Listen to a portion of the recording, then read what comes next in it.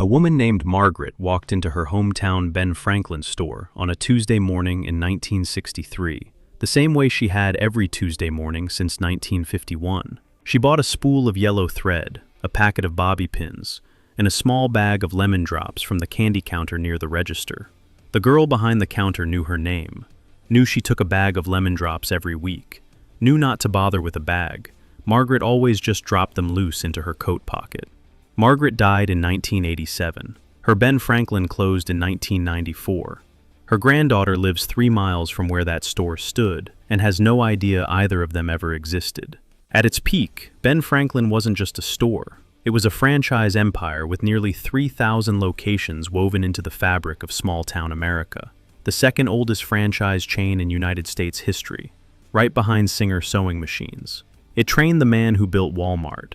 It planted the seed of what became Dollar Tree. One of its franchisees converted his location into the very first Michael's craft store. And yet most people under 50 have never heard of it.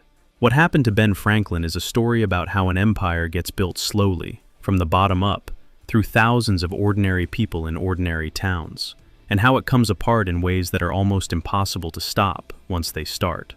This is that story. The story begins not in a store, but in a warehouse. Boston, 1877. 2 brothers, George and Edward Butler, start a mail-order wholesale company called Butler Brothers. Their business is straightforward. They stock tens of thousands of small items, everything from buttons and ribbons to tin toys and hair combs, and they ship them to independent shopkeepers across the country who don't have the buying power to negotiate directly with manufacturers. For decades, that's exactly what Butler Brothers does. By the early 20th century, they have over 100,000 client accounts across the United States. They are one of the largest wholesale operations in the country, and almost nobody knows their name because their name is never on the door of a single store. But the 1920s changed the equation. Chain stores, Woolworths, Kresge's, SS Kress, are eating the lunch of independent retailers. These chains can buy in enormous bulk, control their supply chains, and undercut the local guy on price. Independent shopkeepers who relied on Butler Brothers for their inventory are getting squeezed out of existence, and when independent shopkeepers disappear, Butler Brothers loses its customer base. So in 1927, Butler Brothers does something clever. They launch the Ben Franklin franchise, named for Benjamin Franklin's motto, "A penny saved is a penny earned." The idea is simple, but genuinely innovative for its time. Link independent store owners together under a common name and supply system, so they can compete collectively against the chains that are threatening to destroy them individually. Order on Friday, receive goods by Tuesday, consolidated freight, centralized inventory. The individual store owner keeps their name on the lease, keeps their community relationship, but gains the purchasing muscle of a national network behind them. It works.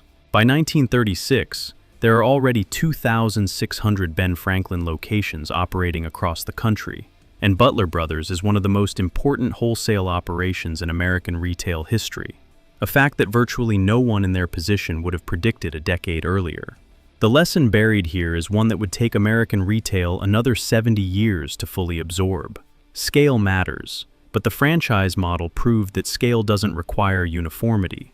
You can build an empire out of thousands of distinct, locally owned pieces if the supply chain holds them together.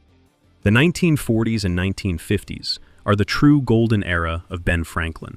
Walk into any small or mid-sized American town during these decades, and there's a reasonable chance you'll find one, sometimes 2, on the main commercial street. They carry everything: hardware, fabric, candy, toys, pet supplies, greeting cards, gardening tools, kitchenware, seasonal decorations. The stock varies by location because every location is independently owned, but the name above the door is the same. These stores become anchors of their communities in ways that are hard to overstate from a modern perspective. The owner is usually a local family. They sponsor the Little League team. They extend informal credit to neighbors who've hit a rough patch. The candy counter is where children spend their allowances. The fabric section is where women come to gossip while they're pretending to shop for thread.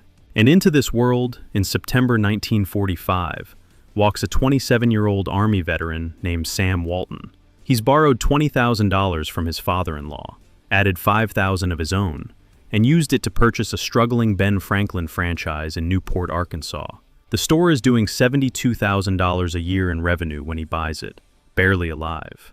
Within 5 years, Walton has grown that same store to $250,000 in annual revenue.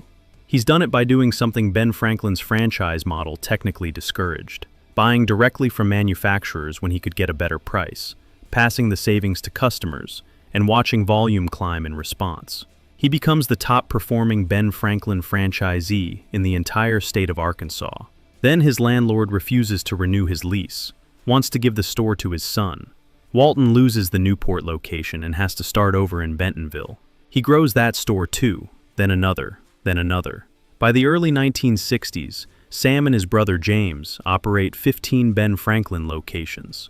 And when Walton brings his idea to Ben Franklin corporate, open larger discount stores in rural towns, cut margins to drive volume, the executives in Chicago say no. Their wholesale margins can't survive it. So in 1962, Sam Walton opens his first Walmart in Rogers, Arkansas. The company that trained him, supplied him, and shaped his entire retail philosophy had just handed its most dangerous future competitor a reason to walk out the door. The greatest irony in Ben Franklin's history is that the franchise model it invented to survive chain competition ended up being the training ground for the chain that would eventually help finish it off. Sam Walton's departure is a story in itself, but the larger problem for Ben Franklin in 1962 isn't one man leaving, it's what else opens that year. In 1962, Kmart opens its first store in Garden City, Michigan. Target opens in Roseville, Minnesota. Walmart opens in Rogers, Arkansas, and Woolco, Woolworth's own discount concept, opens its doors as well. 4 major discount retail chains, all launching within the same calendar year. This is not a coincidence. It's the retail industry responding to a single demographic reality: the American consumer, newly suburban, newly car-owning, newly willing to drive a distance for a lower price. The post-war generation had money, had mobility, and had begun to decide that the relationship with a local shopkeeper was less important than the price difference between a local shopkeeper and a big box store 20 minutes away. Ben Franklin's franchise model was built for a world where walking distance mattered, a world where you shopped where you could get to. The automobile, and then the suburban highway, quietly rendered that assumption obsolete. Ben Franklin Corporate attempts to respond.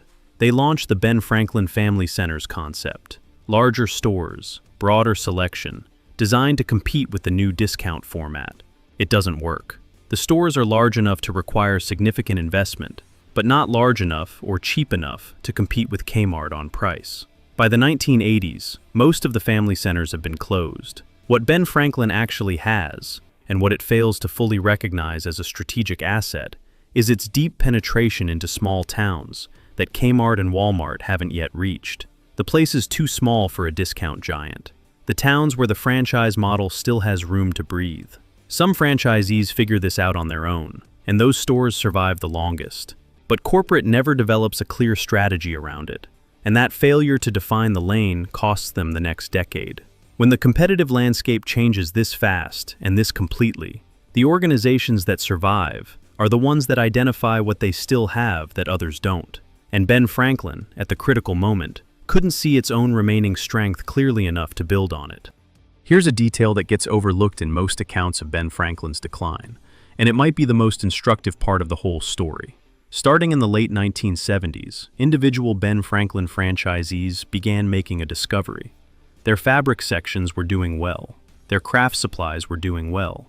The things that required skill, time, and a human touch, needlework, sewing, painting, model building, were actually holding their own against the discount chains because Kmart wasn't a destination for serious crafters. It was a destination for toilet paper and socks. One franchisee in Carson City, Nevada, the Allensworth family, noticed in 1980 that their craft lines were the only thing consistently turning a profit. So they did something bold. They started clearing out the rest of the merchandise, the hardware, the toys, the candy, the seasonal housewares, at deep discount, and reinvested every dollar into expanding craft inventory. Within a few years, their Ben Franklin had transformed from a struggling five and dime into a thriving specialty craft retailer. They weren't alone. Hundreds of Ben Franklin franchisees made similar pivots in the 1980s, essentially converting their stores from variety retail into craft retail before anyone had given that category a name. Ben Franklin Corporate eventually formalized this with the Ben Franklin Crafts branding, and for a window in the late 1980s, the chain looked like it might have found its escape route, a genuine identity in a growing market. Michael's, the craft chain that would eventually dominate the category, was itself born from a converted Ben Franklin franchise in Texas in 1973. The irony is almost too neat. Ben Franklin franchisees essentially invented the modern craft retail category, and then watched as Michael's scaled nationally to capture the market they had pioneered. The window was real. The execution of the pivot, at the corporate level, was too slow, too underfunded, and too inconsistent to take full advantage before the competition arrived. When a distributed network of independent operators discovers something that works before corporate does, the organization that can move fastest to formalize and scale that discovery wins. And in this race, the franchisees saw the future before their own headquarters did. By the early 1990s, Ben Franklin Corporate makes what turns out to be a fatal strategic error. Facing declining franchise revenues and pressure to compete more aggressively, the company begins opening its own corporate-owned retail stores, departing from the franchise and wholesale model that had been the foundation of the business for 60 years. The corporate stores struggle almost immediately. They're competing against Kmart, Target, and a rapidly expanding Walmart in markets where the discount chains have enormous advantages in scale, logistics, and price. The losses from the corporate stores begin to drain the resources that Ben Franklin needs to service its existing franchise network. Shipments to franchisees start arriving late. Inventory gaps appear on shelves. The supply chain, the one thing that had always made the franchise valuable, starts to crack. In July 1996, Ben Franklin Retail Stores files for Chapter 11 bankruptcy protection. At that point, 860 franchise locations remain across 47 states, down from a peak approaching 3,000. The corporate stores close. The bankruptcy proceedings absorb the remaining resources, and the franchise network, without a reliable wholesale supplier to anchor it, begins to dissolve. In 1997, a Wisconsin-based advertising and promotional services company called Promotions Unlimited buys the Ben Franklin trademark out of bankruptcy for $3.3 million. $3 million for a name that had once adorned 3,000 storefronts from Maine to California. Promotions Unlimited operates as a distributor and advertiser for remaining franchisees until it too goes bankrupt in 2017. And yet, this is the part the story usually skips. Some Ben Franklin stores never closed. Not because of corporate support, not because of any franchise infrastructure, just because the family that owned them kept showing up. The store in Lavallette, New Jersey, has been family-owned since 1948. There are Ben Franklin locations still operating in small towns across the country, still selling fabric and craft supplies and seasonal goods, still staffed by people whose parents and grandparents worked the same floor. They survive not as part of a chain, but as what they always were at their best, local institutions that outlasted the organization that created them. The most durable part of the Ben Franklin story isn't the corporate history. It's the fact that the franchise model gave ordinary families a vehicle for building something that proved stronger than the company behind it. The history of Ben Franklin is the history of American retail compressed into a single name, a wholesale operation that reinvented itself as a franchise system. A franchise system that trained the founders of Walmart, Dollar Tree, and Michael's. A chain that reached 3,000 locations and then watched its market erode one discount store opening at a time. A brand that collapsed, got sold for $3 million, and still somehow has stores open today. Margaret's store is gone, but somewhere, right now, there's probably a town where someone is walking into their local Ben Franklin the same way their grandmother walked in 40 years ago. Buying thread, buying lemon drops, being known by name. If you're drawn to these kinds of stories, the ones that ran quietly underneath the surface of American life, subscribe and turn on notifications. There's a new one every week. I'll see you in the next one.